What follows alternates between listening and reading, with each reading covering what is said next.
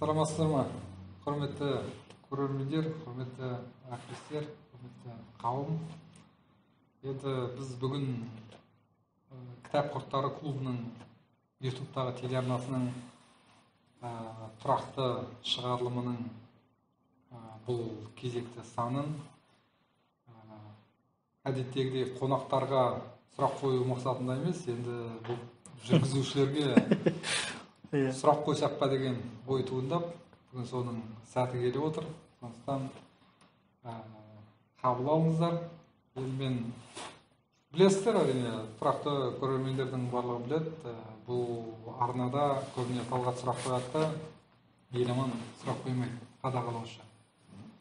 Енді мүмкін реті келіп жатса, Еламанға көбірек сұрақ қоямыз ба деген ой. Тамаша, сөйтейікші. Еламанды сөйлетіп көрейік, барынша. Бірақ енді екеуіңе де ортақ сұрақ. Ең алдымен осы Кітап құрттары клубын құрудағы мақсат не болды, және ол ой қайдан шықты? Сол мақсаттарыңызға жеттіңіздер ма, ой жүзеге асты ма? Осыдан ретте әңгімені бастасақ. Негізін қалаушы ретінде мен жауап берейін. Еламан басталып атқан кезде қосылып, ары қарай белсенді мүшесі болып кетті да. Былай келгенде Еламан да лидері да клубта. Былай негізі мен келіншегім. Қалаға енді көп достары, жолдастары Алматыда. Сосын өзі орыс тілде оқыған. Сосын айтты да, Талғат, сен таныстарың көп қой, бір компашка құрайықшы деді. Сосын содан кездесіп, бір кино көріп, ақыры 4-5 адам болып кездесіп жүрді. Сосын мен тұрдым да, контактімдегі барлық адамдарды қостым да, чаттың атын книгоманы дедім да. Сосын жаздым, кім өзін артықпын деп санап отыр, шығып кете берсін, қалғандарын қалыңдар деп жасадық. Сөйтіп, мақсат ықыласты адамдарды жинау тұғын. Бірақ бұндай бір ерекше бір бастама болып келеді деп ойлаған жоқпыз. Сосын жиналдық. Жасұлан Алдабергенов деген жігіт бар. Бізде облыстық жастар ресурс орталығының директоры, соған хабарластым, біз кітап клубын құрып жатырмыз, жиналып алатын жер керек, бізге берші помещение деп. Келіңдер деді, суббота күні болса сағат 6-да. Сөйтіп екінші ақпан күні жиналдық та, содан бері бірде-бір сенбіні жіберген жоқпыз.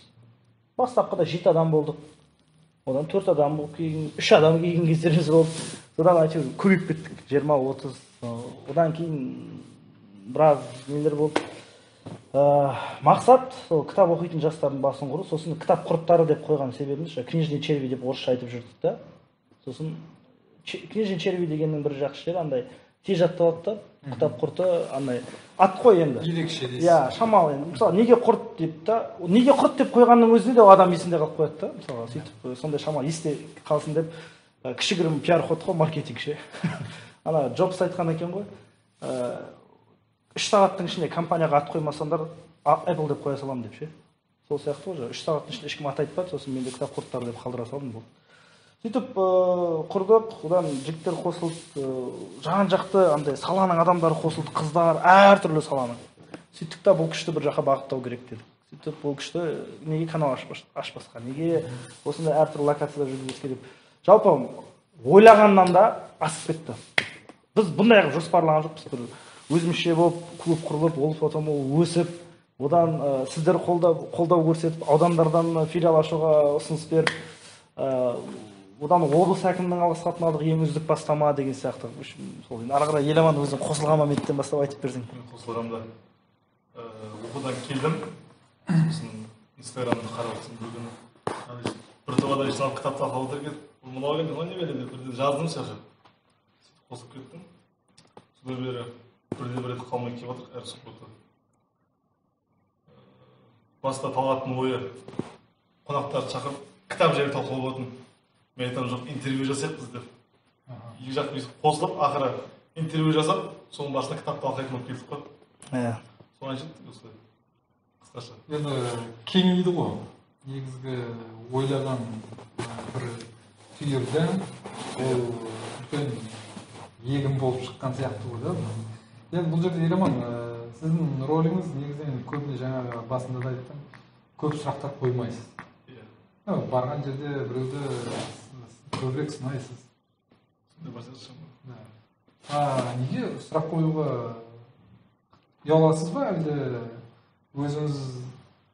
Жоқ. Онда екі қошқарым басы бір қазан сыймайды. Болмаса қазан іші бір уақыт бір болғанда сияқты. Мал көп болса қой арам өледі. Bir adam нақты қойып отырса, осы мен жаңағыдай көмек керек жерде. Мен суреттеймін ғой. Мен суреттеймін ғой.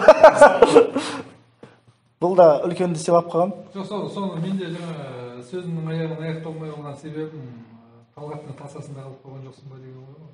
Жоқ, ондай жоқ сияқты. Ондай момент жоқ деп ойлаймын. Қай жағында? Көлеңкесінде. Мен бұның көлеңкесінде жүремін ғой. Ірі ғой мен. Ірі ғой дейсің. Жаман, сосын тағы бір сұрақ. Сен енді Мәскеуде оқыдың.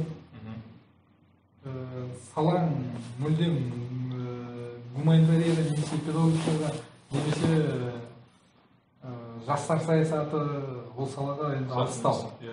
Енді мүлдем шынын айтқанда техникалық маман. Енді сен жаңағы тосыннан келіп қалдым деп отырсың ғой, жаңа әлеуметтік желілер арқылы да.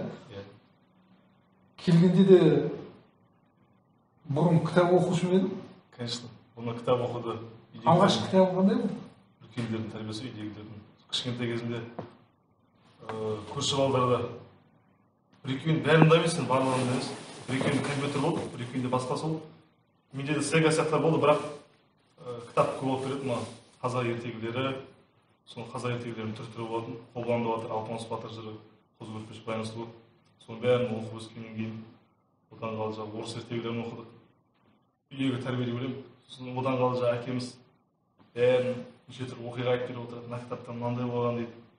Жаңағы сырдың бойында жолбарыстар болған десе кітаптарды айтып береді. Соның бәрі естіп отырасың, бойыңа сіңіріп отырасың. Солай қалыптасты. Енді кітапты бала кезінде көп сыйлаған екен. Осы кітап сыйла акциясын сен ойлап шығарған жоқсың ба? Жоқ, ол акцияға айта маған қызық көрінеді негізі. Ол акцияның пайдасы өте зор. Жаңағы бірде жалған кітаптарды алып, жаңағы түрмеден шыққан адамдарға береді, түрмеде отқан адамдарға береді, бірде оңалту орталығында адамдарға береді. Кеше мешіттегі азаматтарға бересі келді, мешіттегі адамдарға да бергіміз келіп отыр. Жалпы қоғамға пайдасы зор акция болғандықтан жиі қайталап тұрған дұрыс сияқты. Жалпы бұл акция өзінің мақсатына жетті ғой енді. Иә. Негізі ең бірінші қараша айында өткіздік, 2019-да. Қараша айында өткіздік та. Буккроссинг форматында өткіздік осы жастар орталығында. Сосын 2-3 айдан кейін жазда өткіздік оқушылар сарайының саябағында, Батырхан Шөкенов саябағында. Сөйтіп ай сайын өткізетін болдық қой, дәстүрге айналдырып жібердік.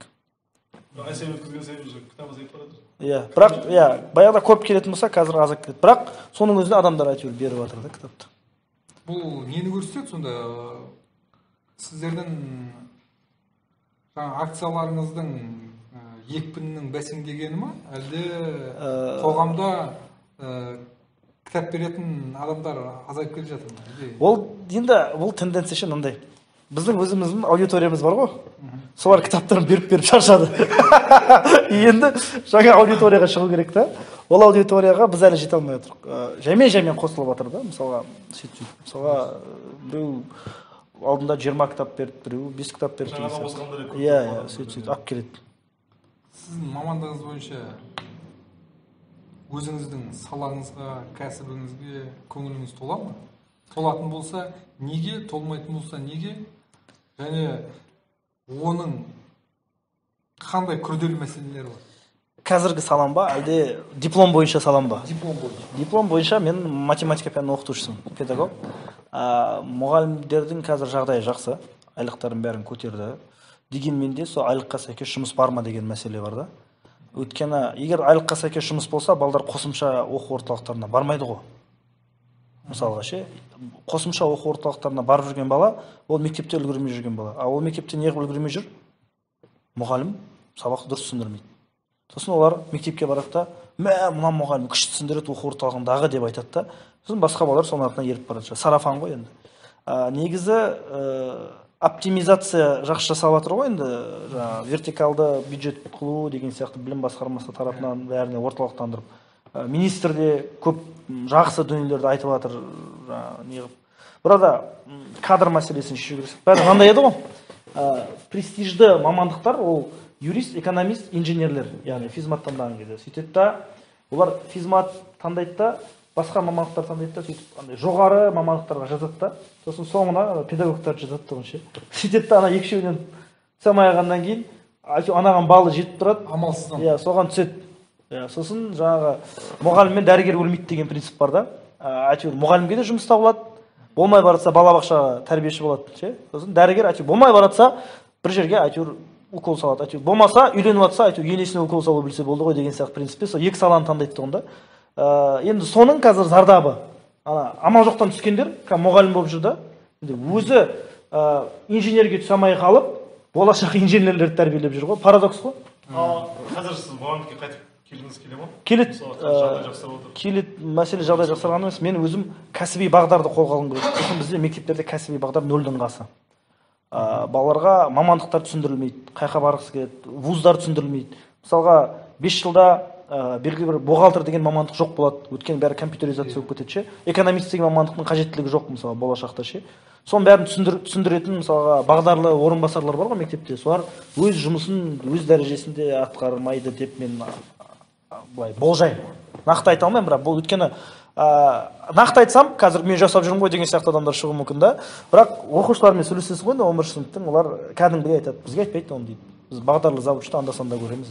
Өте орынды бір өзекті мәселе шығар енді, бірақ былай қазақшалап айтқан кезде ынта мен ықылас деген ұғым бар ғой бізде. Сол ынтасы болмаған баланы, ықыласы жоқ адамды педагогикаға немесе медицинаға алып келіп, одан бір нәрсе шығарамыз деген ешқандай нәтиже бермейтін себеппен салдар ғой. Енді осы жерде тағы бір айтқым келіп отқаны, мынау кітап құрттары, мен алғашқы осы сіздермен танысып, осы кітап құрттары клубының қатарына келген кезде, мен шынымды айтайын, бұл кітап құрттары руханиятқа қызмет ететін клуб шығар деп ойлағанмын. Солай ойлаймын да әлі. Бірақ сіздер кейбір кезде осы саясаттың қараша үйіне де кіріп шығып, кейде осы мәселелерді қозғап жүрдіңіздер. Бұл бір уақыттың қажеттілігі ма, әлде біреулердің өтініші ма? Ол да екеуі де бар. Былайда, мысалға, біз қазір белгілі бір ресурстарды пайдаланамыз ғой. Тазасын айтқанда, біз ешкімді шашпауын көтермейміз, бірақ шашпауын кейбір кезде көтеруге мәжбүр боласың да. Мысалға, еріксіз түрде мақтау деген бар да. Ол сенің жаның қаламайды, бірақ ол солай жасалу керек. Өмірдің заңдылығы. Мысалы, сен бастығың сенен аз білуі мүмкін да, бірақ сен оған оны көрсетіп жатсаң, ол ренжуі мүмкін саған ше. Немесе басқа да бір әрекеттер. Бірақ екеумізде бастықтарымыз түсірдік па? Иә, жоқ, ол одай емес. Мысалға деп жатырмын, мысалға. Мысалға, мен бір жерге жиналыс жасаймын, иә? Маған оның ресурсы керек. Бірақ егер мен оны клуб үшін жасаймын, өйткені клубтың балдары, біз бір жерде жиналмаймыз, біз әр жақта жиналамыз. Клубтың балдары көрсін деймін жан-жақта, жан-жақпен таныссын деймін, жан-жақ біздің клубты көрсін деймін. Сол үшін мен өзімнің принциптарымды кейде артқа лақтырамын. Себебі бұл клуб, шын айтсам, мен екінші жанұям. Жаным ашиды, өзім құрғаннан кейін ұзақ өмір сүргенін қалаймын. Ол үшін интеграция керек та жан-жақпен. Интеграция жасау үшін кейбір кезде сен уступкаға барасың. Өзіңнің принциптарымды артқа лақтырасың, өзің тәкаппарлығыңды тиясың. Болмаса кейбір кезде мойынсынасың. Болмайған адамдарға мойынсынасың. Сол былайынша өзіңнің пайдаң да бар ішінде, белгілі бір деңгейде. Бірақ көбінде сол клубтың несі шамалы беделі артса екен дейсің да. Неге клубтың балдары кітап оқып жүр, неге олар дәріптеп, неге оларға алғыс хат бермеске, неге оларды жаңа деңгейге шығармасқа? Сол үшін кейбір кездері сен қалай айтсам, қалтаңа сабын салып жүресің. Енді Еламан, осы клубпен бір жылдан асты кездесулер жүріп жатыр. Иә. Осы әрбір кездесуден, әрбір айтылған сөзден, әрбір пікірден бір келген адам ой түйеді, келген адам өзіне қажетті нәрсені алады ғой. екеуіңізге де ортақ. Бірінші бірақ өзіңіз бастасаңыз, қай кездесу сізге ұнады, несімен ұнады және несі есіңізде қалды? Өте қызық сұрақ мәселе. Өйткені шынымен адамдармен сөйлескенде ойландыра алатын, ой сала алатын адамдармен ұнатамын. Сол айтқан сөздерді кейін бір қорытып ойланған қызық көрінеді өзіме. Соның ішінде сіз барсыз. Бірден. Оны бірден айта кету керек. Мен шын айтамын, мысалы қазір осы күнге дейін машинада газет жатқан шығар. Сіз айтқандай газет оқимын. Үйде де газет жатады, столда. Жұмыста да газет жатады. Газеттерді оқып осы газет оқығанда кем дегенде жоқ дегенде әйтеуір қызықты оқиға білесің. Я жоқ дегенде шамалы мәнерлеп көркемдеп сөйлеуді үйренесің жаңа оқығанда.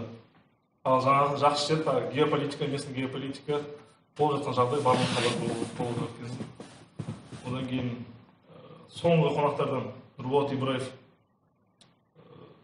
жақсы әсер қалдырды. Үлкен кісілерді сыйлаймын деп, үлкен кісілерді тыңдаған жақсы көремін деп, сол момент өте ұнады. Сол сияқты қонақтар негізі. Сізде қандай? Менде әр қонаққа әртүрлі сезім да. Бірақ өзіме бір рухани білмеймін, бір басқаша бір әсер берген ол Жарылқасын Шарипов болды. Біріншіден ол кісі студент кезінен өзінің жинап жүрген алғыс хаттары, кітаптарын мұражай қылып қойған да. Ол бай екінің бірінің қолынан келе бермейді да енді. Біраз адам жасайды. Біз де мысалы сол кісіден кейін мен ойландым да, жинау деген нәрсені ше. Жинау, ертең оны біреуге таныстыру. Сол кісіні бір астын сызып айта аламын. Енді барлық қонақтар белгілі бір несі, мысалға Баймаханов өзінің бір пофигизмімен есте қалды. Яғни ше, ол кісі мысалға қызуғанды ма өзінің мінезімен мысалға кім ең бірінші қонақ мысалға Раушанбек болды да бізде шарапат. Ақын өзі, бірақ оның өзі әлем бөлек адам. Ол бізге бір бағдарламаны қалай жасамау керек екенін көрсетті да. Аша алмадық та сөйтіп. Сосын әр қонақтың бір несі болды. Бірақ бір ерекше тағы да бір ұнағаны ол жаңағы енді білмеймін, бір қызық бір қонақ болды да өзі. Жаңағыдай әртүрлі салада неден әңгіме айтып, Асхат Байдәулетов бар ғой, өзі кәсіпкер, өзі волонтер, өзі сосын жаңағыдай шапшаң сөйлеп жаңағыдай не қылады да. Сосын ана бір адам дұрыс танымайсың да, мысалы ол туралы мынауың бір түрлі екен деп жүр, бірақ сұхбаттың барысында ойың өзгерді. Мысалы София Ренат сондай болды. Мен оны сырттан көріп жүргенде бір ұрысқақ бір стерва ма деп ойлайтын, бірақ сөйлестік, мектебіне бардық, нормальный адам былайынша өзінің тірлігін жасап жүрген деген сияқты. То есть бұл подкаст Еламан екеумізді адамдарға бір жақты қарамауға үйретті. Сондай. Енді мысалға осы жерде жаңа Жарылқасын Шарифовты айтып қалдыңыз да. Менде ол кісінің сол сұхбатын сіз ғой ұсынған бізге бастан аяқ қарап шықтым. Енді мен ұсынудағы ең басты себебім ол кезде кітапқа байланысты, кітапқа деген құрметіне байланысты ұсынғанмын. Енді оны жаңа мақтайын деп отқан мәселе емес, бұл жерде жаңа сіздің сөзіңізге байланысты Шарифовтың айтқан сөздері сіздің көкейіңізге ерекше қонғанын мен жаңа кейіннен сол сұхбаттың әрбір түйдек ойларын бөліп алып, бөлек парақшаңызға салғаныңыздан ақ мен соны түсіндім. Сіз осы жерде сол ойларды Жарылқасын ағамыздың аузымен қоғамға жеткізуді қаладыңыз ба, әлде көңіліңізге жай ұнағасын салдыңыз ба? Негізі ол үзінділерді Еламан қырқып берген маған. Кейін қарап отыр, жаңа ұнады жерлесе, шынымен өтін жерлер бар, айтып отқан сөздері нағыз бізге керек, қоғам есту керек сөздер бар, кесіп жіберген салсаңызшы осында. Негізі біз айтсақ ешкім тыңдамайды да. Ол кісі айтса тыңдайды, өйткені ол кісінің жасы бар, қызметі бар, тәжірибесі бар. Сосын шамалы емес, біраз беделі бар ғой. Сондықтан ол кісіні тыңдайды. Біз мысалы айтып тұрсақ, біз жас қой деп қабылдамауы мүмкін да. Сондықтан біз көбінде ел ағаларымен, үлкен кісілермен сұхбаттасқанда мақсатымыз әйтеуір бір адамға бір ой тигізу. Ханның айтқан қарада айтады, бірақ аузының дуасы жоқ деген сияқты, шынымен де елдің алдында жүрген ағалардың жаңа түйдек ойлары әрине қоғам үшін үлкен сабақ болу керек те, және болады да, мен оған сенемін. Мен үшін де үлкен әсер еткен бір сұхбат болды, негізі Жарылқасын ағамыздың сұхбаты сол кездегі. Енді мынандай бір сұрақ, қазіргі кезде сіздер қандай кітапты оқып, оны көбірек талқыладыңыздар? Немесе осы клубтың мүшелерінің барлығын бұрын сіздер қандай кітап оқуға кеңес берер едіңіздер деген сұрақ қоюшы едіңіздер? Өздеріңіз не ұсынасыздар? 1, 2, 3, давай, на счет 3, сен бір кітап айт, мен бір кітап айтайын. Екеуміз ойымыз бір жерде шығады. Иә. 1, 2, 3. Волоколамское шоссе. Иә. Біз Ышқаниямен, жалпы Бауыржан Момышұлына қатысты кітаптарды көп айтамыз. Мысалы, қыздар Зейнеп Ахметованы көп айтады. Мен Волоколамское шоссені көп айтам. Болат Жандарбековтың Сақтар кітабын көп айтам. Сосын Исай Калашниковтың Жестокий вегін көп айтам. Енді қалған мейнстримдік кітаптарды айтамыз ғой, бірақ осы үшеуін білмеймін, өзім қатты. Енді менімен сұхбат жүргізген кездесудің кезінде, алғашқы кездесуде жаңа сұхбатта емес, кездесудің кезінде мен әрине көбіне біздің әріптестерімізге, клубтың мүшелеріне айттым, қазақ әдебиетіндегі кітаптарды оқу туралы. Иә. Қазақ әдебиетіне бетбұрыс бар ма? Бар. Сол сізбен кездесуден кейін, сіз айттыңыз, Ақсел Өсейдінбектің Ақ қызын оқы дедіңіз. Смағұл Елеубаевтың сосын кітабының трилогиясын ұмытып қалдым атын. Ақбозиді айттыңыз. Сосын Еламан Бауыржан Момышұлы Ышқанияны айта береді тұғын. Сіз де айтқаннан кейін мен барып соны Атамұрада сатып алдым да. Өзі 900 теңге ма, 990 теңге тұрады, өте былай арзан, тиімді. Алып оқып шықтым. Содан кейін қазақ әдебиетін көп оқып жатырмын. Мысалы, бір орысша кітап оқысам, келесін қазақша оқимын міндетті түрде. Сосын Қан мен тер мен үшін бір мидың жарылысы болды. Мынандай кітап қой енді, еще бір сіз берген кітап қой. Соны алып, осы Астанада кездестік қой, сол кезде алдым. Содан кейін бір кітабын бітіріп, содан кейін бастадым. Шілдеге таман бітірдім ғой. 2 айдай ма оқыдым. Өте ауқымды, эпопея ғой, анау дегенше. Сосын мен ойымша басты кейіпкерді Еламан дейді ғой барлығы, бірақ мен ойымша Тәңір берген сияқты, өйткені соның ойымен басталады да примерно.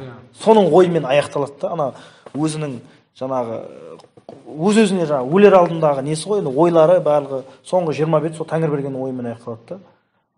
Осындай бір. Ол автор мен оқырманның арасындағы әрқашан пікір таласы болады ғой. Енді тағы бір сұрақ. Сыр елі ма, или сыр жұрты ма? Сыр елі, жыр елі деп атады. Қызық сұрақ екен. Астары бар саған сұрақ сияқты ма қалай? Сыр жұрты деген. Сыр жұрты кім, біз ғой, Сыр елі дегенде біз. Ол не емес па, жаңа қалай айтсам екен, диалектизм емес па? Саяси диалектизм сияқты. Жоқ, бір ше. Мысалға, сыр жұрты деп кім айтады көбінде? Сыр жұрты деп кім айтады? Мысалы, мен сыр жұрты деп айтатын адамды танымаймын, бірақ жазатын білем біреулердің. Сыр жұрты деп ешқандай жазбайтын да. Мен сыр елі деген маған үйреншікті, сыр елі деген дұрыс деп ойлаймын. Өйткені жаңа өзің айтқандай сыр елі, жыр елі. Елі деген Еламан ғой. Сосын ел. Жоқ, сосын ел, халық. Жұрт деген как будто жұрт айтып жүр ғой деген сияқты, жұрттың баласы деген сияқты бір. Иә, жұрт айта береді деген сыр жұрты. Бір как будто жұрт деген бір қаңғырып жүрген біреу да. Ел десе бір ауызбіршілігі бар да. Сондай түсінікті. Сыр елі деген ауызбіршілігі бар мекен, сыр жұрты деген бір қаңғырып жүрген адамдардың топтамасы деген сияқты ше. Жақсы. Тағы бір мәселе, осы сіздер енді жастарсыздар, сосын әлеуметтік желіні Facebook болсын, Instagram болсын, жиі қолданасыздар. Жалпы осы Facebook'та болсын, Instagram'да болсын, тағы басқа мессенджерлерде болсын, өзінің пікірін жариялап, сәлден кейін сол пікірді айнып шығатын, немесе сол пікірді өшіретін адамдарды қалай түсінуге болады? Олардың тұрақсыздығы ма, әлде Иә, ауыр тема негізі. Ол сізде де бар, менде де бар. Иә, мысалға бір пост жариялайсың ғой. Мен мынандай позиция ұстанамын. Кино, кітап немесе болып жатқан шара. Мысалға әкімнің имиджін арттыру бойынша жоба болды. Сол жобаға 10 әлеуметтік желі белсендісін қатыстырып, айына 49.500 теңге айлық береді. Сондай жоба болды. Айта беруге болады өзі. Болады ғой, ол ешқандай жасырын нәрсе емес қой. Сөйтіп сол жобада қатыстық, тіркелдік, енді ол кезде шамалы жаздың кезі. Жарайды дедік, тіркелдік. Сосын мен ойлағам, мен өзім произвольно пікір жазатын шығармын деп. Сөйтсем мен әкімшіліктің ресми парақшасын көшіріп өзіме салып отыруым керек болды. Одан не еңбек болды? Онdan неге ақша төлеп жатыр деген сияқты вопростар болды да. Мақұл, 10 постта айына бересің, отчетыңды бересің, сілтемесімен салдым деп ше. Одан не пайда? Өзім бір төлеп жүрмін да. Сосын мысалға мен Еламан екеуміз әкімді талқылап жатып суретке түсірдік та мысалға. Сосын соны салдым желіге. Әкім айыл осындай алғаш тарихта осындай нәрсе жасап жатыр деп ше. Бірақ енді келген бойдан бірден сынға алынды, көптеген нелер сынға алынатындай әрекеттер болды, енді өте көп болды да. Пандемияның кезіне келді ғой. Сосын шамалы сондай моменттер болады. Желіде бірақ фейктерге жыным келеді да мен. Дұрыс, мүмкін белгілі бір қызметте жүріп, өзінің айта алмай жүрген нәрсесін айту мүмкін. Немесе өзінің шамалы не жасап қалады деп жазу мүмкін. Бірақ мен бір жерге лайк басып, бір жерге комментарий қалдырсам, өшірмейді екенмін. Өзім. Посттарымды өшірдім, өткені звондайды, Талғат, өтініш, ол проблема шешіліп жатыр, болмаса өшіре салшы дейді. Посттарымды өшірдім, бірақ бір жерге лайк басып, комментарий жасам, ол сол жерде қалады. Оны өшірмеуге тырысам, өшірмеймін. Сосын кейбір кезде бір шамалы маған әлі келетін адамдар айтады, мынандай пост жазып жіберші деп. Сосын жазасын. Әлі келетінді қалай түсінуге болады? Ну енді сөзде жүретін адамдар ғой енді. Сіз ұрып қорқытатын шығарсыз. Жоқ, қандай? Әлім жеттік. Сондай сияқты мысалға болады, өтініштер болады, Талғат мынандай пост жазып жіберші, өтініш біз ары қарай алып кетеміз деп ше. Сыйластық тұрғыда. Сыйластық тұрғыда кейде принудительно добровольно дейді ғой орыстар, сондай сияқты ше. Мен түсінбеймін, бірақ мысалға өзіңізге де қатысты айта берейінші, айып етпесеңіз. Сіз пост жазасыз сыни тұрғыдан, бірақ ол постта біреуді қаралау, бір нәрсе не жоқ та. Мен байқаймын, сіз нейтралды посттар жазсаңыз, сіздің лайктарыңыз бір 50-60-70-ге кетеді да. Сыни пост жазсаңыз, әрі кетсе 10 лайк болады. Бірақ бәрі соны оқып талқылап жүреді ше. Бірақ лайк баспайды ешкім ше. Содан мен комментарий жазамын астына. Бұл постқа лайк аз ғой что-то бірдеңе деп ше. Сондай сияқты ше. И сондайды көрген кезде адамдардың екіжүзділігі, қарым-қатынасы, ол лайк басса, одан ешкім спрос алмайды ғой. Мысалға. Болмаса комментарий жазса ешкім спрос неге жаздың, неге лайк бассын деп. Әлде білмеймін солай. Жар енді. Сіз ол салада жоқсың. Жоқ, бұл салада болмаған менде біз сол салаға қатысты жүрік қой мысалға. Просто орада өзім салада істедік, бірақ енді ондай болған емес, сондықтан бұл салаға қатысты ештеңе. Просто орада андай жеке принцип та, типа, сен Талғат Махамовтың постына лайк басыпсың ба деген, типа, экстремисттің постына лайк басқандай. Сода или пост жазып, комментарий қалдыраса, лайк басып ше, сосын шығады, ағаң пост жазып отыр ғой Талғат ағаң дейді. Иә, оқыдым дейді. Деп бүйтіп қатты жазатын болып соңғы кезде бірдеңе деп айтады да. Ол, мен айтамын, соны жазсай комментарийға деймін да, сосын жауап береді саған деп. Ол бізге болмайды ғой, бірдеңе деген сияқты әңгіме айтады да. Менің тақырыбымда шамалы ауып кетіп, сіздің пікіріңіз ғой? Жаңағы сұраққа. Өзінің посттарын алып тастау. Жалпы бүйтіп пост сала бермеймін мен. Қоғамды талқыламаймын, біреуді талқылап, ешкімге шаруам жоқ шайды сол кезде. Біреуге барып ақыл беретін яғни қатысы жоқ нәрсе сияқты. Керек ақыл өзіммен. Бірақ жаңағыдай қазақша жақсы орнымен айтылған сөз болса, солар салуға тырысамын негізі. Көбіне соны салуға тырысып жүріп, бір рет шамалы бүйтіп қатты кетіп қалған шығар. Дыр деп алып тастадым. Ауыздықты тартты ма? Иә. Бірақ негізі жаңағыдай көркем сөз болса, сондай орнымен айтылған сөз сол сияқтан салуға тырысамын. Өйтіп артық біреуді келіп, анау деп талқылап. Бұл баяғыда осы біздің құрттанудың нелерінше андай анонстарын салып отырады, только салмайтын болды, білмеймін. Біз енді Фейсбукқа, Инстаграмға саламыз ғой, сілтемемен кіріңіз деп басында салып жүрді, только салмай кетті. Енді айтатын ой бар ма? Жоқ, айтамыз.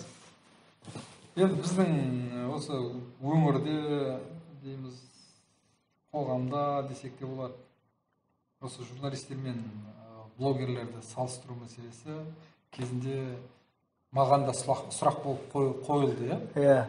Сондықтан осы сұрақтың басқа бір формасында қойып көрсем сіздерге.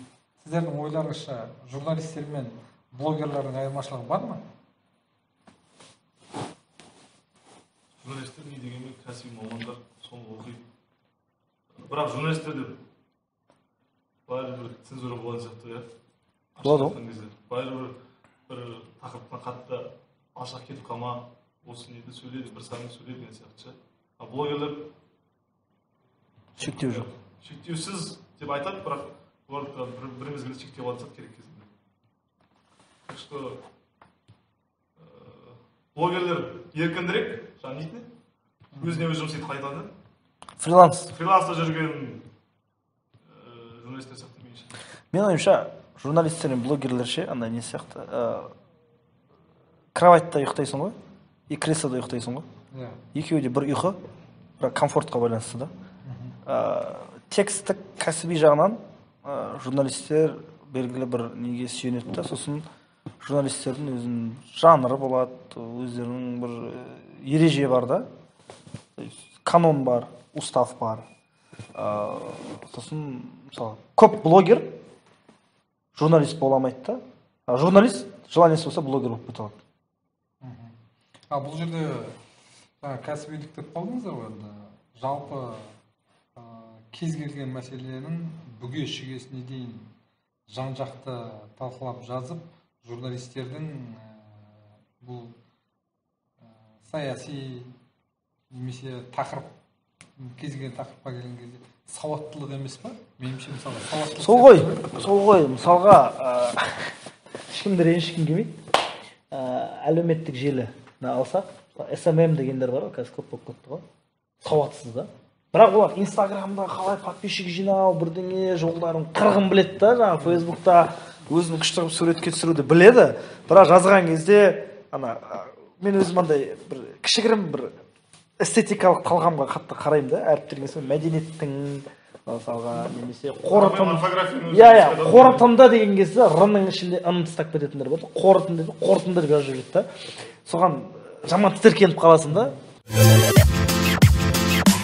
Тағы бір нәрсе, мына кітап құрттары клубының ютубтағы телеарнасына осында қонақ болып келіп, сіздердің сұрақтарыңызға жауап берген азаматтардың қатары 20-30-ға жетіп қалды ғой деймін. 50-50-60 60-ға кетті. Мен өзім сол 20-30-дайын ғана көрдім ғой деймін. Соның ішінде кейбір кездерде ойлаймын, бір ой аяқталмай қалған кездер ма, әлде бір монтаждың кезінде жаңа біздік сияқты аккумулятор отырып қалды ма, сондай кездер ғой деймін, бір қиылып қалып жатқан кездер сияқты. Осы қиюға немесе жаңағы кейбір айтқан сөздерін алып тастауға өтініш айтқандар көп болды ма, және ол көп болған жоқ. Этикалық және қалай айтсам екен, тұлғалық қасиетке нұқсан келетін моменттер болды. Сол кезде өзіміз алып тастауға ұсыныс бердік. Өйткені ол қонақ қыз балықпен айтып қалды. Сосын өзі де көрейін деді. Көрді да, мына жер артық кетіп қалыпты, жігіттер алып тастайық деді. Алып тастады сосын. Өзім бір рет болды. Қонақ өзі қызып айтып қойды. Кейін де сол қызып жүргенге білмей қалды, бірақ қонақтың достары айтты да хабарласып.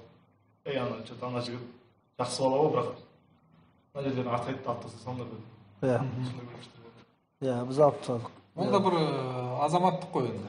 Ол тілектестік. Тілектестік, иә, біз мысалға бір тұлға екінші тұлғаны жамандайды.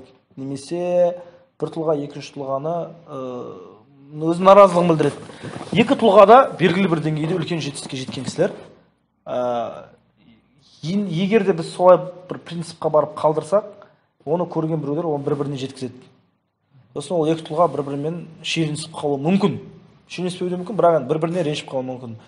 біз оған себепкер болған, мысалы қанша жас кішкентай болып тұрып, ол дәрежеге жетпей, бізге үлкен сын ұят. Сосын біз арнайы барып, соларды бір төбелестіріп қойған сияқты болып тұрдық та.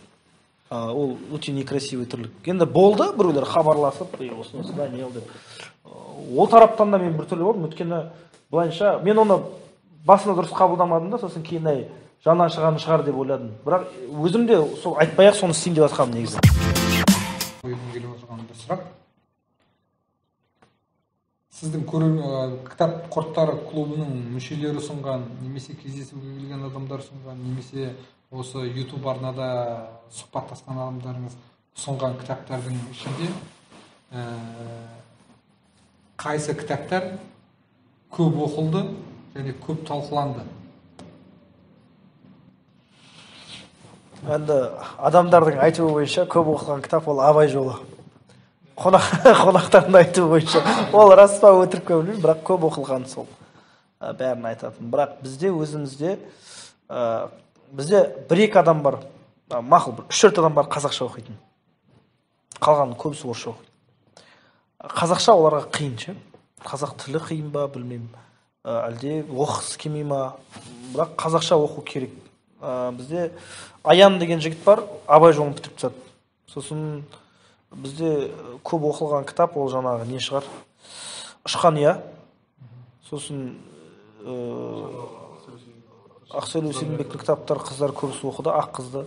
Мен де жүрген жерімде беріп жүрмін сол кітапты. Өзімде жаман қызықтым, өткен Ақселеу Сейдімбектің табиғатты сипаттауы ерекше да. Сосын көбісі Стивен Кингті оқыды, Стивен Кингтің кітаптарын. Сосын Мартин Иден бар ғой, Джек Лондонның. Сол кітапты көп оқыған. Сосын Абайдың қара сөздерін көп оқыған. Бізде Эрих Мария Ремарктың кітаптарын көп оқиды, өте көп оқиды. Сосын Цветы для Элджернона деген кітап бар, Дэниел Киздің. Жаңағы есі ауысқан жігітті препарат беріп, миының қабілетін ұлғайтады да. Сосын қайтадан ол регрессия түрде жүрді. Сол жақта бір философиялық бір мәселелер көтереді. Өзі кітап жазған психолог та, мамандығы кітап. Сондай енді айта берсең көп, бірақ ең көп оқылып, ең көп талқыланатын жаңағы сол Волоколамское шоссе ғой. Бізде бәрі оқып шыққан деп айтуға болады. Бауыржан Момышұлы туралы Александр Бектің жазған. Бауыржан Момышұлының ерліктері туралы мысалға біздің қазақ жазушылардың ішінде Әзілхан Нұршайықов жазды. Басқа да жазушыларымыз жазды. Жоқ, оқиды. Мысалы Әзілхан Нұршайықов махаббат қызық мол жылдарды көп айтады бізде. Бауыржан Момышұлы туралы. Бектен басқа. Бектен басқа. Сен оқыдың ақиқатпен аңызды, иә? Мен оқыған жоқпын әлі, бірақ оқығым келіп жүр. Осы кітап оқыған адам мәдениетті бола ма, білімді бола ма? Негізі білім мен мәдениеттің түрі көп қой. Мысалға жақында бір жақсы сериал көрдім. Боғауыз сөздердің тарихы деген. Мысалы қоғамда боқтасаң сен мәдениетсізсің, тәртіпсізсің. Бірақ Боғауыздың өзіндік бір мәдениеті бар да, қанша бір тарихтан да қазақтың бейпіл сөздері деген бар ғой, Ақселеу Сейдімбектің кітабы. Ол да бір өзіндік мәдениет. Оқыған кітабыңа байланысты мәдениетің де сондай болатын сияқты. Енді білім үшін кітаптар болады, жаның үшін кітаптар болады да. Білім үшін кітаптарды мен аз оқимын, мойындаймын. Жаным үшін кітаптарды көп оқимын. Бірақ білім үшін кітаптарды кезінде оқыдым деп ойлаймын. Мектеп бағдарламасында, университетте.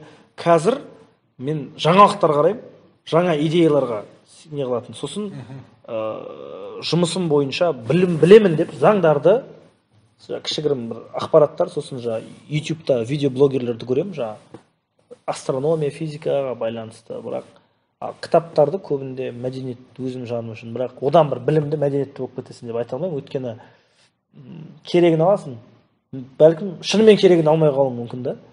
Шынымен кітаптың не беріп тұрғанын алмай қалуы мүмкін да, бірақ сен өзің түсінген нәрсені аласың. Өзегінен адасып кетуі мүмкін дейсің. Мүмкін, иә, бірақ білім бар. Сен қалай ойлайсың? Бауыржан Момышұлы айтып отыр ғой, соны бір сөйлесең сол бір 10 дипломың болса да сәлемге дұрыс жауап бере алмасаң, сен мәдениетсізсің деген. Еламанның мұқтау мәдениетіне қалай қарайсың? ұқтау мәдениеті не бар?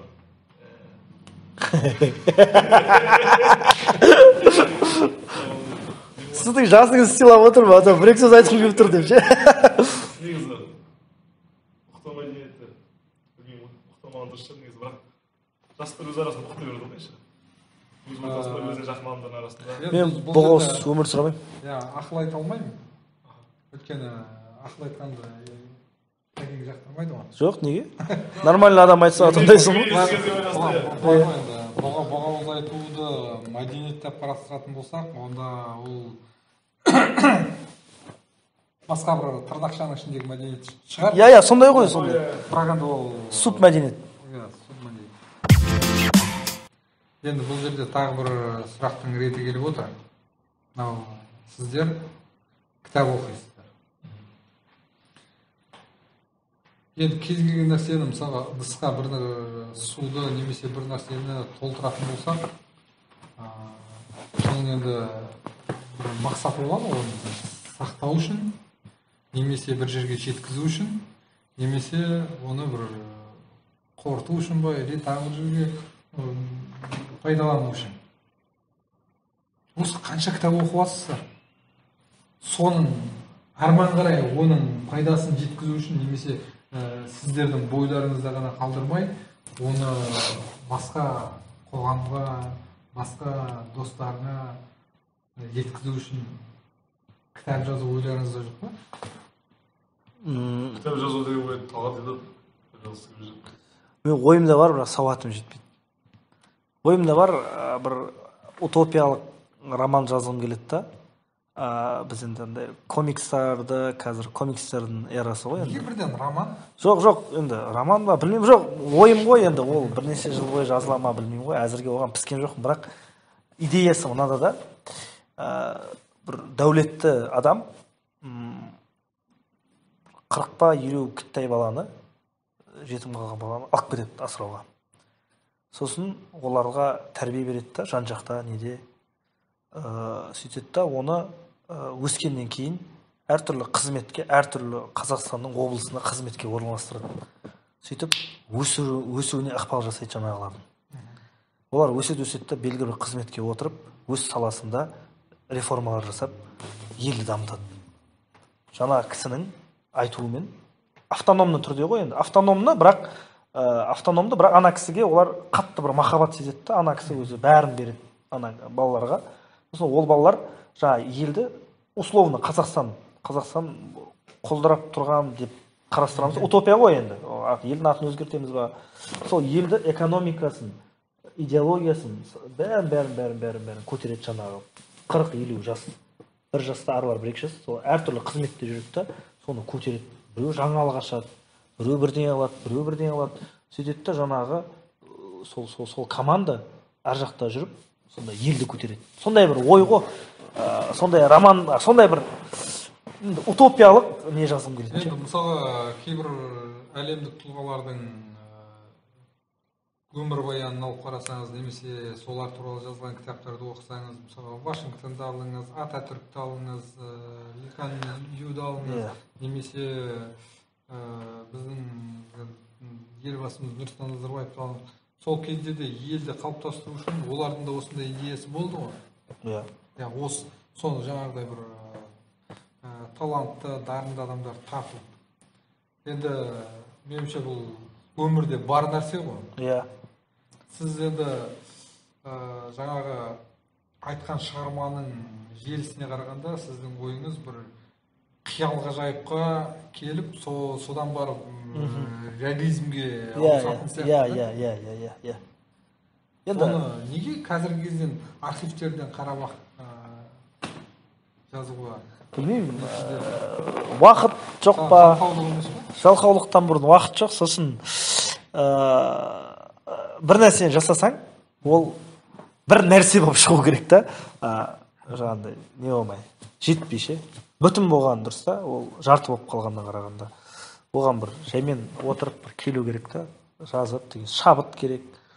Оған өйткені ат жоқ жөн жоқ бастай алмайсың. Жаңағы бір жазушы айтады да, егер де кітабыңды неден бастарың білмесең, диалогтан бастай сал дейді. Сол сияқты ары қарай өзі кете береді дейді. Жаңағы кітапты не мақсатта оқып жатсыңдар дегенге айтатыным, сол клубтың ашылу мақсаты да сол оқыған нәрсені бөлісу ғой.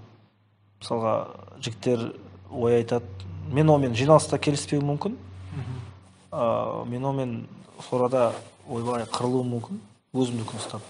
Бірақ жиналыс біткеннен кейін үйге қайтып бара жатқанда немесе сол кезде мен жаны бар ғой сөздің деп ойланамын. Өйткені бұл кітапты оқиды да еламан, өзінің түсінген түйгенін айтады. Мен оқимын айтамын, Елдос оқиды айтады, сіз оқисыз айтасыз. Жалпы картина шығады сол кезде.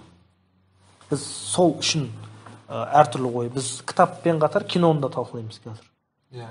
Жалпы мүмкіндік болса театрға баруға тырысамыз, спектакль көруге. Киноны да қатар алып, қатар талқылап жүрсіңдер. Бұл кітап туралы әңгіменің тезірек аяқталып қалатынынан ба, или кино сіздер үшін қызығырақ па? Жоқ, кітап пен кино тығыз байланысты да. Кинода сценарий болады. Сценарий жазатын жазушылар. Сценаристер, ол да бір енді не ғой, публицист па, қалай болады? Драматургия. Иә, драматургия адамдары, олар да кітап қылып жазады. Мысалға, көп кинолар кітап қылып шыққан. Мысалға, көп кітаптар кино болған. Сондықтан екеуі тығыз байланысты деп ойлаймын. Сосын бір жағынан бізге іш пыспауға да көмектеседі. Өйткені бірыңғай кітап болып кетсе, кейін талқылайтын тақырыптар қалмайды. Маған да қиын. Қазір тақырып, келесі аптаның тақырыбын қою маған қиын. Өйткені біз бір жылдан бері әр аптаның әр субботын жермен кездесеміз ғой. Мен сондықтан мына тақырыпта былай, мына тақырыпта былай, мысалы, ертең Наурызды тойлаймыз. Ол жаңағыдай асық ойнау, ләңгі тебумен, сосын Наурыз көже ішіп, бауырсақ жемеу өтеді. Келесі апта кітап сыйла акциясы мысалы. Ол кезде жай ғана жиналып, не қылып, өзімізбен не қылып, кітаптарды беріп қайтамыз. Әр аптаны әртүрлі форматта. Одан кейін кино деген сияқты. Бірақ кітап пен кино тығыз байланысты болғаннан кейін, мысалы, экранизация, адаптация болғаннан кейін біз екеуін қатар алып жүруге шешім қабылдадық. Мысалға, бір кітапты, аудио кітаптар бар ғой енді қазір. Әртүрлі, жаңа Телеграмда да, басқа сайттарда да бар, әдебиет сайттарында. Мысалға, бірақ енді өздеріңіздің орталарыңызда кітаптың белгілі бір беттерін ба санап, аудио жазбасын өздеріңіз жазып, соны чаттарыңызға салып құрастыру туралы ой салсақ, оны жүзеге асыра аласыздар ма? Негізі болады, бірақ озвучкаге біз ойлап жүргенбіз. Жалпы бізде мейнстримдік фильмдерді қазақшаға аз аударады. Мейнстрим жалпыға ортақ мәдениет болғаннан кейін ол қазақ тілін дамытуға үлкен бір үлес қосар еді.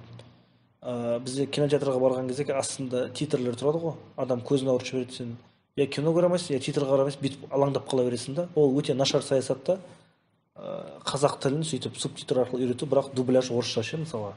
Сондықтан біз ойлағанбыз жаңағыдай баяғы түсірілген киноларды қазақшаға аударсақ деп ше, мысалы трендтік сериалдар бар ғой, соларды қазақшаға аударып, соны өзіміз бір каналдарға салып отырсақ, көретін адам көреді, көрмейтін адам көрмейді, бірақ әйтеуір біз кішігірім болса да өзіміздің еңбегіміз. Жаңа кітапты дыбыстауға байланысты ондай ой болған. Бізде зағип жандарға арналған кітапхана бар.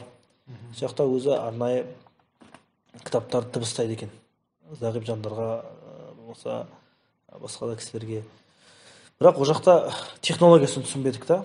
Сосын бізде Жанарыс деген жігіт бар, өзі аудиозапись жасайтын студия ашып қойды да, ол бірақ андай бір үзінділерді дыбыстап отырады өзі. Ой бар, бірақ бір тұрақты жоспар жоқ. Құрметті оқырман, бүгін енді Кітап құрттары клубының телеверсиясын, YouTube каналындағы теленұсқасын дайындап жүрген Талғат Меңдібаев пен Еламан Меңдіқұловтың өздеріне сұрақ қойып, өздерінің де ішкі ойларын білуге тырыстық.